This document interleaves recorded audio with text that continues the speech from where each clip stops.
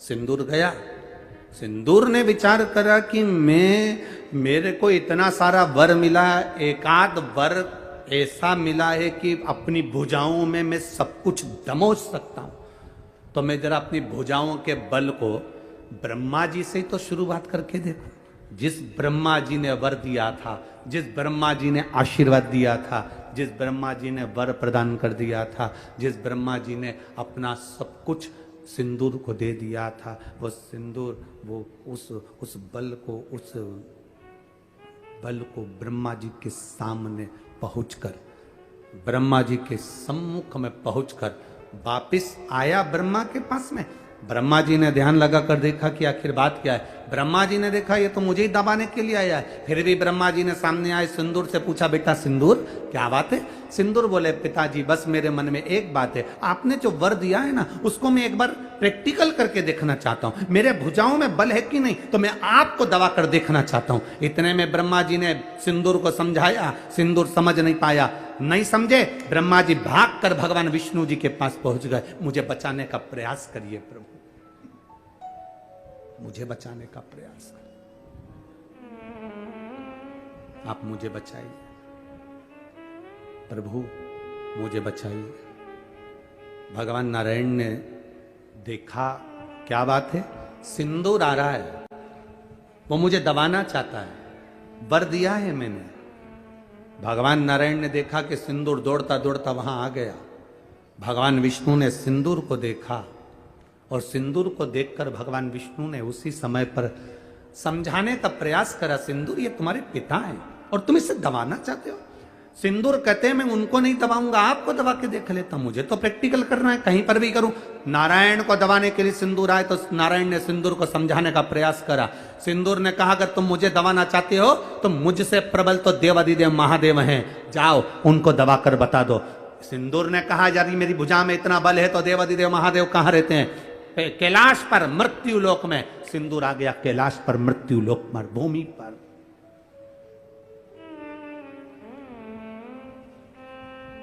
मृत्यु लोक की धरा पर, ये पृथ्वी पर, कैलाश पर आया सिंदूर। सिंदूर जैसे ही कैलाश पर आया, आते से सामने से मां के केश खुले हुए थे, पार्वती जी के केश खुले हुए। मां बड़ी सुंदर, मस्तक पर बिंदी कुंकू की लगी हुई है, रौली की बिंदी है मां के मस्तक पर, नैनों में सुरमा है मां के, लाली होठों पर लगी है मां के, केश खुले हुए हैं मां के। जो सिंदूर ने माता पार्वती जी का दर्शन किया, जो सिंदूर ने मां जगतजननी का दर्शन किया, बस भोलेनाथ जी के पास तो बाद में गया, पहले माता पार्वती जी का हाथ पकड़कर खींचकर अपने साथ ले जाने लगा। जगतजननी के शब्द की गूंज पड़ी, शब्द की गूंज। नारी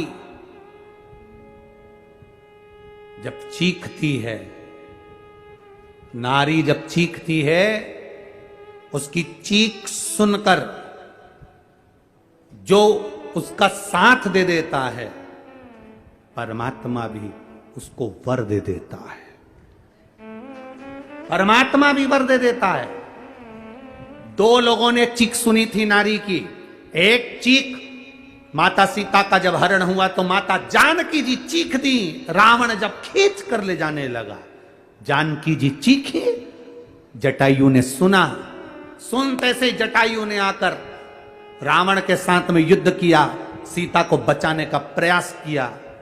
चीख सुनकर सीता को बचाने का प्रयास किया। भले जटायु खुद मर गया, पर राम जी की गोद उस जटायु को मिल गई, क्योंकि सीता की चीख सुनकर उसको बचाने का प्रयास करा। और दूसरी चीख थी द्रौपदी की। द्रौपदी चीख रहे,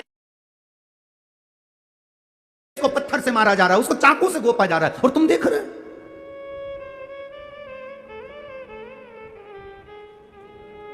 मेरा संपूर्ण बेटियों से निवेदन है,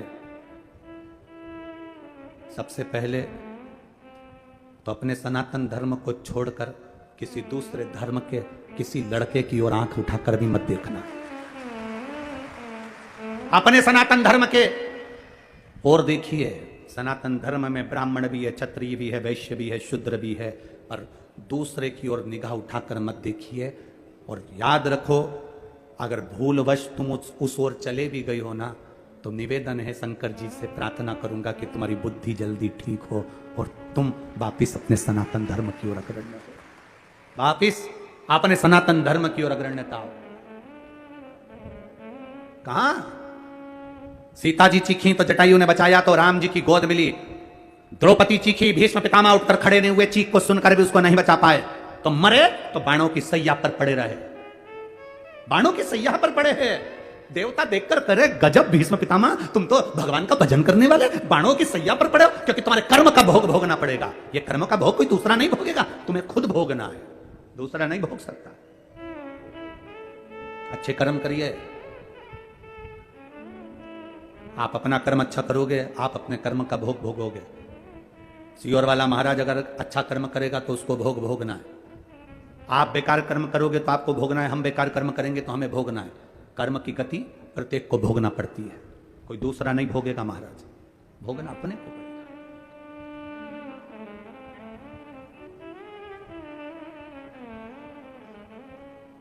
पार्वती मैया ने हाथ पकड़ा, सिंदूर ने मां जगतजननी जगदंबा का, जगत धात्री दुर्गा का हाथ पकड़कर जब खींच कर ले जाने लगा, मां चीख पड़ी, पार्वती मां चीखी।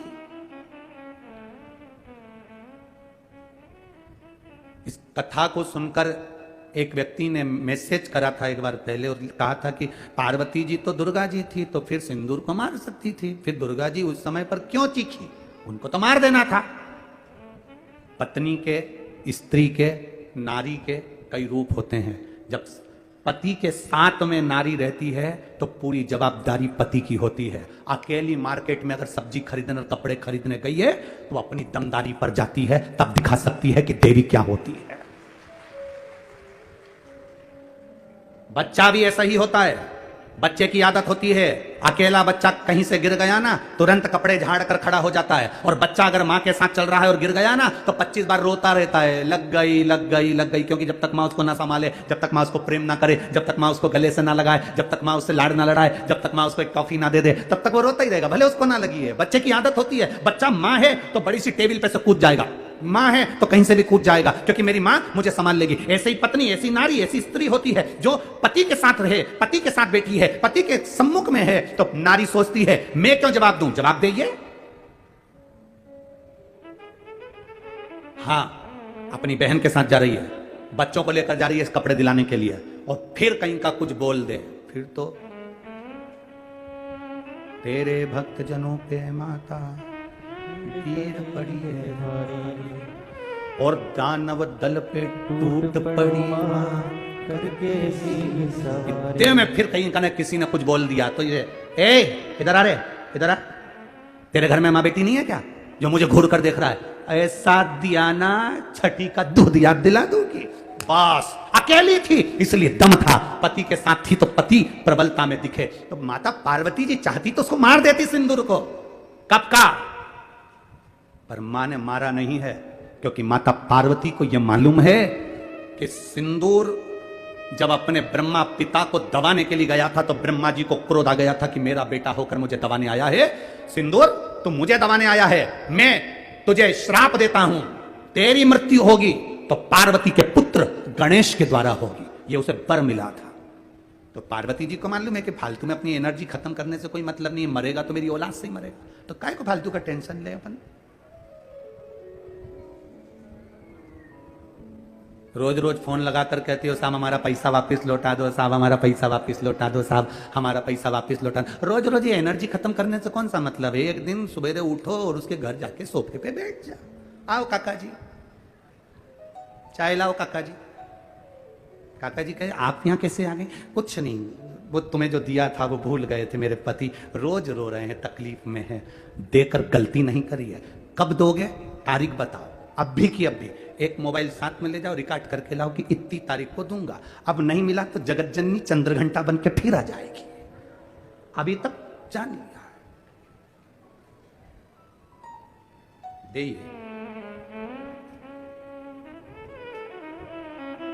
पार्वती जी सिंदूर को मार सकती थी, नहीं मेरा पुत्र मारेगा, मेरा बेटा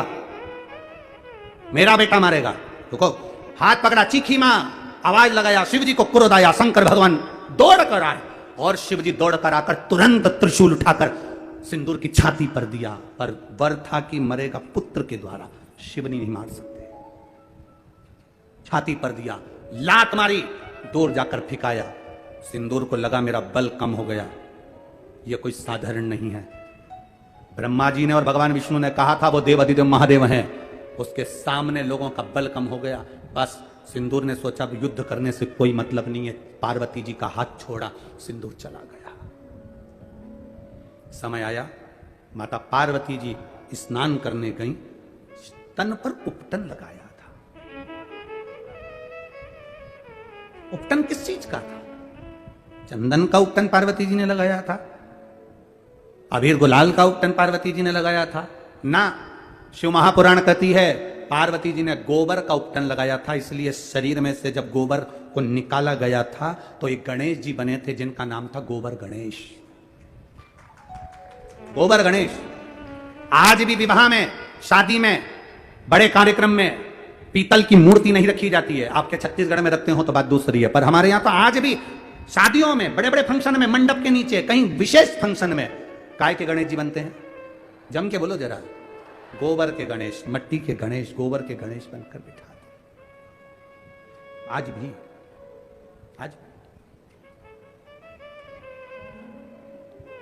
गोबर गणेश जी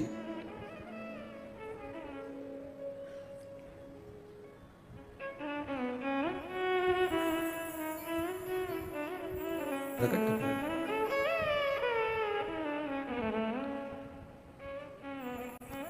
बस यही भाव।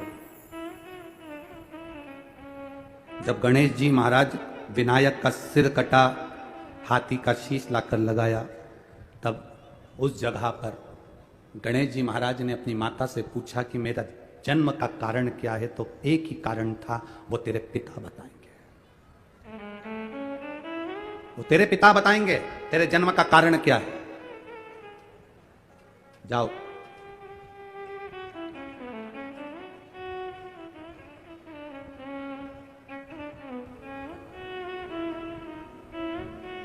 अब एक बात का विचार करिएगा, क्या गणेश जी एक ही कल्प में प्रकट हुए? क्या राम जी एक ही कल्प में प्रकट हुए? क्या भगवान कृष्ण एक ही कल्प में प्रकट हुए?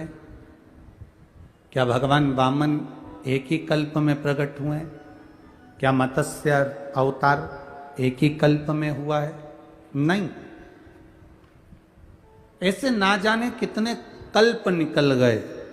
उन कल्पों में गणेश जी महाराज का भी प्रागट्य हुआ, उन कल्प में राम जी भी प्रगटे, उन कल्प में भगवान कृष्ण भी प्रगटे, उन कल्प में कई बार कितने कल्प निकल गए। ये तो अब हम कह देते हैं, हमने द्वापर की कथा देखी तो कह दिया कि भगवान कृष्ण का ये चरित्र है।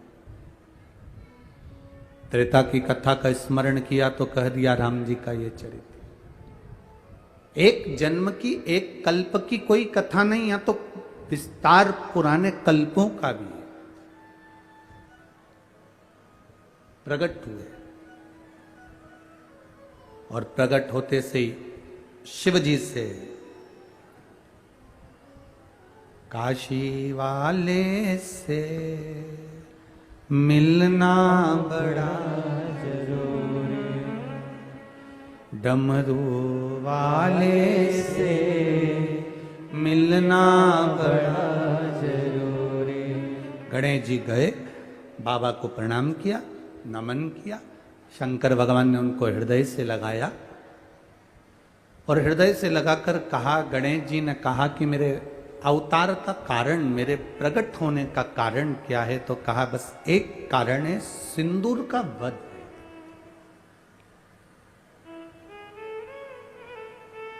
ये किसी एक कल्प की कथा नहीं है, अनेक कल्प की कथा। सिंदूर का वध। भगवान गणेश जी ने कहा ठीक है। समय आया, गजानन के रूप में सिंदूर के जिस नगर में सिंदूर रहता था उस नगर में श्री गणेश जी महाराज गजानन बनकर गए। गजानन बड़ा सा एक स्वरूप, तोंद बड़ी, स्वरूप बड़ा, शरीर में खूब सारा बल लेकर सिंदूर के पास गए और जाकर आवाज लगाई कि मुझे भूख लगी है।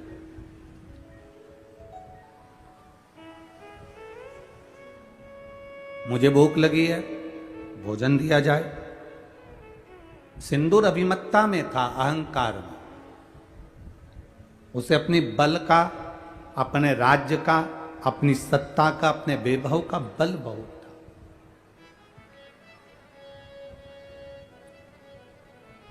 देखिए,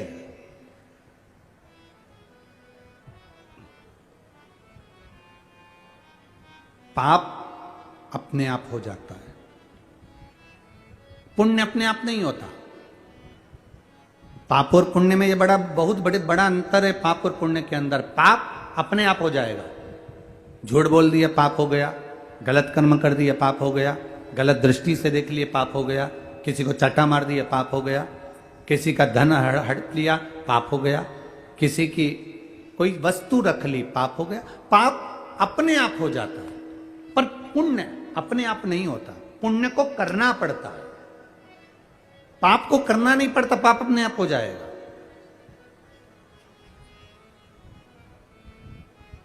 पाप इतना विचित्र होता है कि अपने आप ही प्रकट हो जाता है। आप मोबाइल देख रहे हो, मोबाइल देखते देखते देखते देखते किसी का एक मैसेज आ गया, मैसेज में उसने उसकी निंदा लिख दी, तुम्हारा पाप उपजने वाला है, इसलिए उसमें तुमने नीचे कमेंट्स में अपनी तरफ से भी एक बात लिख दी, पाप सामने प्रकट हो गया। मतलब तुम्हारे भीतर वो गलत विचार आ गया, गलत सोच आ गई, गलत दृष्टि आ गई।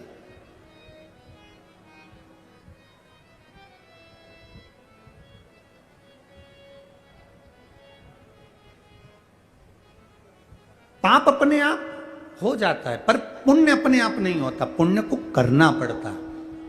पुण्य को करोगे तो पुण्य होगा। किसी को भोजन कराया, भूखे को भोजन कराया, प्यासे को पानी पिलाया, तुमने अगर पुण्य कमाया, पुण्य की कमाई आपको खुद करना पड़ेगी, पर पाप अपने आप हो जाता है। पाप को वो कहते हैं ना, अंदर जो भरा होता है वही, जो अंदर भरा है वही, उसी की डकार आती है, जो अंदर भर रहा है।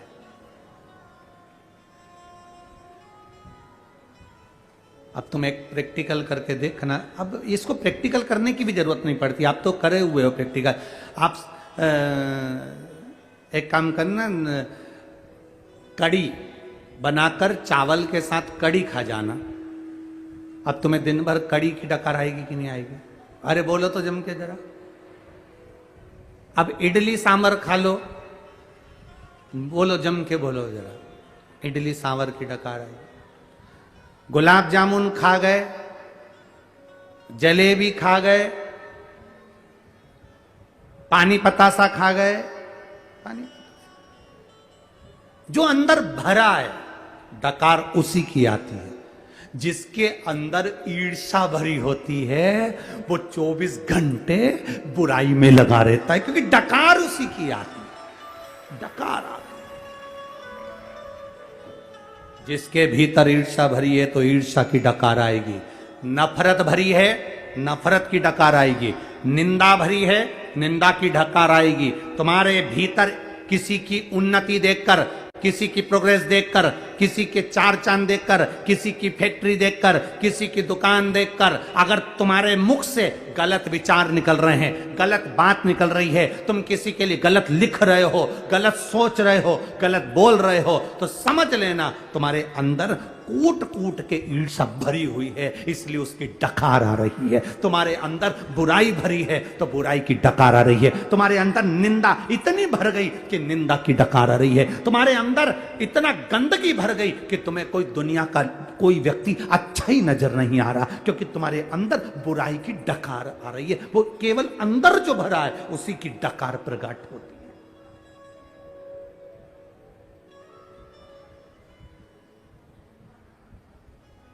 कभी कभी कोई अगर आपको गलत लिखे तो आप उसका जवाब मत देना, बस इतना समझ जाना कि डकार आ रही है, इसके अंदर ईर्ष्या कितनी भर गई जो डकार आ रही है। गलत लिख रहा है, गलत सोच रहा है, गलत विचार कर रहा है, गलत दृष्टि रख रहा है, गलत विचार से सराबोर हो रहा है। उसके अंदर भरा कितना है, उसके अंदर भरा क्या है।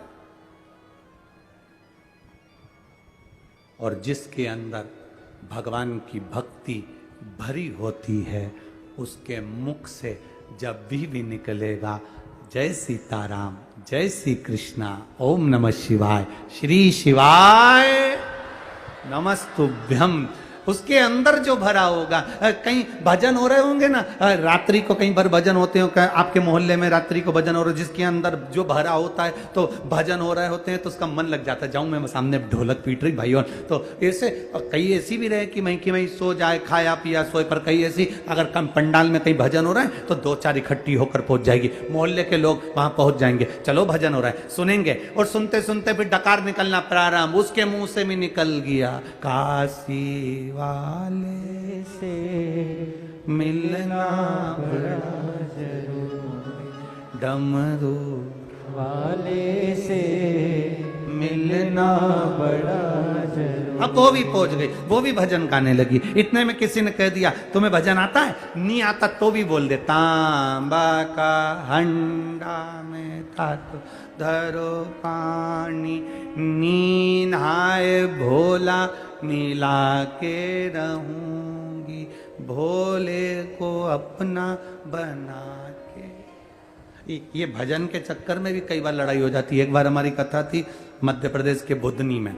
अब बुधनी में कथा थी तो वहाँ ग्राउंड में कथा होती थी, सामने खेल का ग्राउंड था और वहाँ कथा होती। तो एक माँ ने आकर कहा, गुरुजी मेरा पति मुझे भजन में नहीं आने देता, मैं उससे के थक गई, फिर भी मुझे कभी भजन में जाने ही नहीं देता।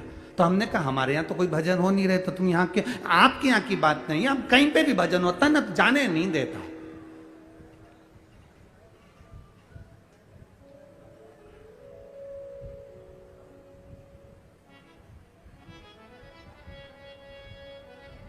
हमने कहा तेरे पति को लेके आना, वो अपने पति को लेके आ गई कथा में। कथा पूरी हुई तो मिलने आई। अब मिलने आई तो हमने उससे पूछा, क्यों रे भैया तो इसको भजन में क्यों नहीं जाने देता? भजन से क्या प्रॉब्लम है ये बता। कि नहीं जाने दूंगा तो नहीं जाने दूंगा, आप महाराज हो, आपका आदर है, सम्मान है, पर इसको मैं भजन में नहीं जाने दूंगा। हमने कहा बता तो दे कि क्यों नहीं जाने देगा। बस नहीं जान दूंगा। अरे तो क्यों नहीं जान देगा? अरे गुरुजी जब भी भजन में जाती है, शंकर जी का एक ही भजन गाती है, कैलाश पर्वत पे जाके रहूंगी, भोले को अपना बना के रहूंगी। तो हमने कहा इस भजन से तो कोई तकलीफ क्या है? बस तकलीफ एक ही है, हमारे पड़ोस में भोला रहता है, इसलिए इसको भजन में नहीं जाते। कुछ भी हो, वो भोला चाट वाला ठेला लगाता है। तो मैंने कहा जी जी तेरे हाथ जोड़ू, तू आज के बाद ये भजन मत गाना। कि नहीं गाऊंगी, नहीं गाऊंगी। फिर कौन सा गाएगी? बस उसने कहा मैं गा के बता दूं। मैंने बता, अपने भोले की मैं तो बनी रे जोगनी।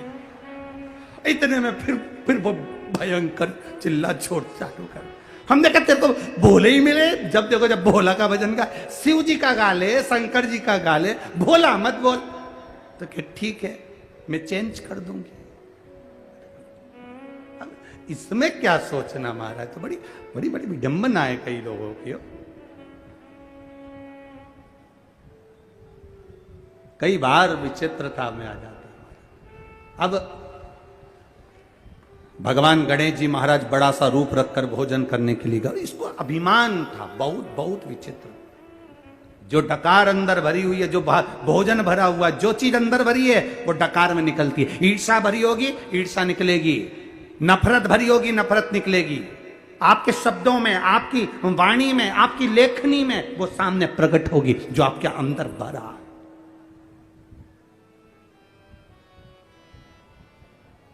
आप अगर गलत लिख रहे हो समझ लेना आपकी डकार कैसी है, गलत बोल रहे हो समझ लेना आपकी डकार कैसी है। आपने क्या भरा है आपके अंदर वो आप प्रकट कर रहे हो।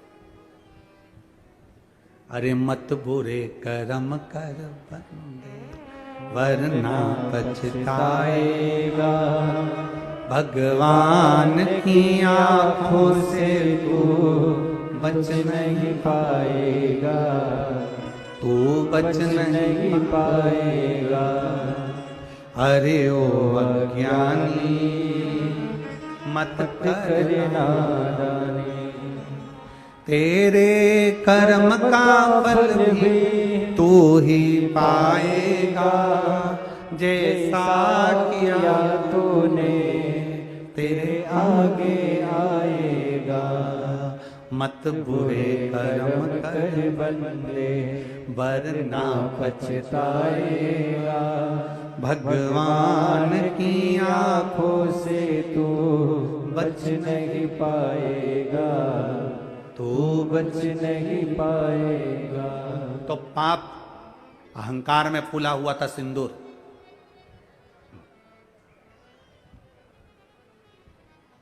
सिंदूर अहंकार में फूला हुआ था। क्या है भोजन? सिंदूर ने अपनी सभा में बैठकर कह दिया कि इस बच्चे को भोजन कराओ, जाओ बालक को भोजन कराओ। कभी जिंदगी में किसी को छोटा मत समझो।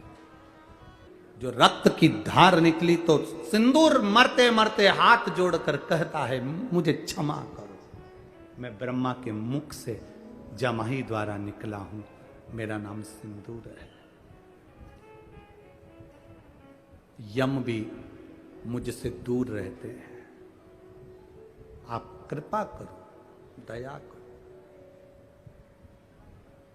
मेरे शरीर से निकले हुए इस रक्त को, मेरे शरीर से निकले हुए इस भाग को आप अपने तन पर धारण करो गजानन, और वर दीजिए ये सिंदूर जिस जिस स्थान पर होगा वहां यम के दूत भी निगाह न कर सके, ऐसा वर दे दीजिए। ये वर दे, ये अखंडता दे, अखंडता।